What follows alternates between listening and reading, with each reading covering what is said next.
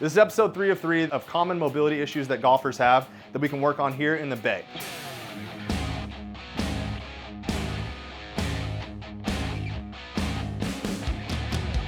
If you've watched this series, you know that I'm going to show you some things that are showing up in my swing and that are very common in a lot of people's swing. Again, I'm working with Justin Kraft. He's my swing coach. Crafty Golf is his handle. And what we really like to do in this little video series I'm showing you is things that you can work on while you're practicing your swing at the range, in a bay, maybe just in your living room, that can immediately carry over to your practice. So we've been working our way up the body. Started with the ankles, then the hips in episode 2. Now episode 3 is gonna be the shoulders. So my big issue, this is a big one for me, is my lack of shoulder external rotation in transition. So what that happens here is that I end up getting really steep, all right? And I need to try to shallow the club. So wrist angles play a role in that, right? But for me, it's that I keep this shoulder too internally rotated where I'm not able to shallow the club. So it looks something like this. This is a really big exaggeration of it. That's external rotation of my shoulder. Staying out. Then up at the top, we're gonna pinch the elbow. We're gonna let the shaft shallow before we go. Okay, so it looks like this. 1, 2, 3, go. Okay. The good news is you're doing a really nice job of getting your pelvis back, getting your chest over the ball, and rotating. So that part looks a lot better. We gotta make sure we're not getting the hands out, so we're getting the hands a little deeper. Then we gotta make sure that elbow is getting in the right spot so the shaft will shallow, and you can keep your chest in the shot and rotate like you were doing, okay?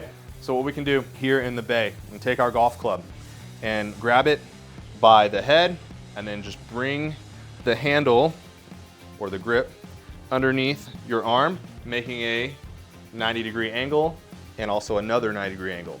Then what I'm going to do is you must squeeze your core for this one because we can end up cheating, not because we are cheaters, but it just happens.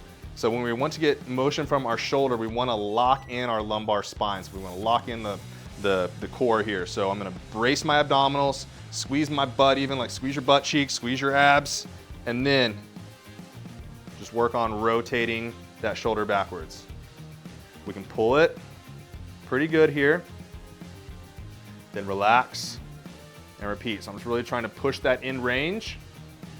And again, trying to keep that elbow facing the camera. Externally rotate the shoulder. Don't do this too hard. You're not trying to rip your shoulder out. You just want to stretch. And we're also getting that feedback by pulling this club, so we're gonna build some strength. It's not just stretching our shoulder, which a shoulder car is a great exercise to do. But here, we can really get that good stretch. And as you followed along in this series, immediately go back into your swings. So if that's an issue that you're having, again, you're probably gonna need a swing coach to really identify that for you, but you can immediately do that and then go into your swing, because that's a feel that carries over immediately. Now, to build even more range of motion, we need to add some resistance. So we're gonna go hit the gym. So let's go. All right, now we're in the gym to really work on some more mobility and strength in our shoulder. So one thing we can't overlook when we're trying to improve external shoulder rotation is scapular stability, or your shoulder blade. So the first exercise I'm gonna show you is gonna be down on the ground. This is called a prone liftoff. You can use anything you have in the gym. A barbell is gonna be too heavy. You can just use your hands, but I got a golf club here. So I'm gonna lie face down here on this mat and put the club out in front of me. So from here, I'm gonna grab the club pretty wide. So I'm gonna grab it by the grip and the club head. I'm gonna make what would be basically a Y with my arms, all the way face down into the mat, and I want to try to lift off using my shoulder blades. So it's gonna look like this.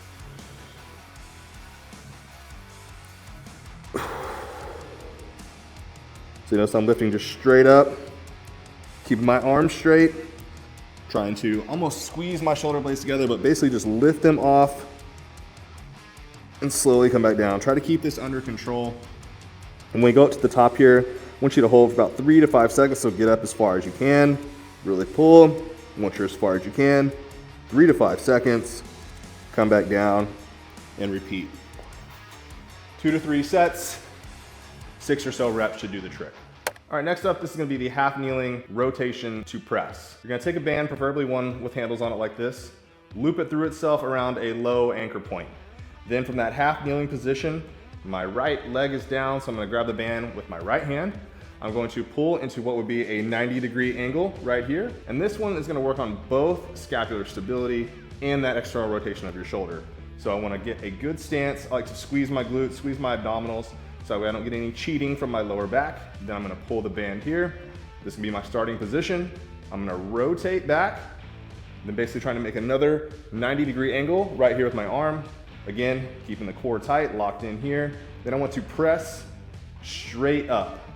If I was up against a wall, I would think about my arm hitting the wall and then basically just driving it straight up along the wall, not forward, straight up. So that's gonna work on turning your shoulder, externally rotating it, and you're gonna feel the shoulder blade move with you as well and be nice and strong. So with that one, about 6 to 8 reps. You can do more if you want, 2 to 3 sets. Build up, as you go along, get a heavier band, maybe get further away, challenge your resistance, get stronger in that external rotation to press, shoulder blade stability, and external shoulder rotation. All right, the last one I got for you guys is going to be a modified version of a face pull. Typically, you see these done with like a cable machine or a band where you're pulling something towards your face. So I'm gonna lie back, and what's great about this is I'm gonna allow the weights and gravity to really get me a nice stretch in that shoulder external rotation that we're working on today. Lie back on the bench, you don't wanna start with very heavy weights. This is pretty challenging. So what you do here, if you've ever done a face pull, you're gonna know what I'm talking about here. So I'm gonna bring these bells back, but as I do, I'm not going down into your traditional press. I'm bringing them up by my face. So I bend my elbows, start to slowly rotate the shoulders back. And then once I get here, I want to allow the bells, I'm keeping my core tight. I don't want this big bend in my back. Keeping my core pretty tight to limit that. And then I'm going to allow the bells to give me that big shoulder stretch here. And you can let them go back as far as you can control and then pull them back up, come back to the starting point. So again, down, pull towards the face, rotate back, get that big stretch, keep the bend in your elbows, don't straighten out your arms, and I like to keep my wrist as neutral as possible and come back and repeat. We'll do one more, core tight.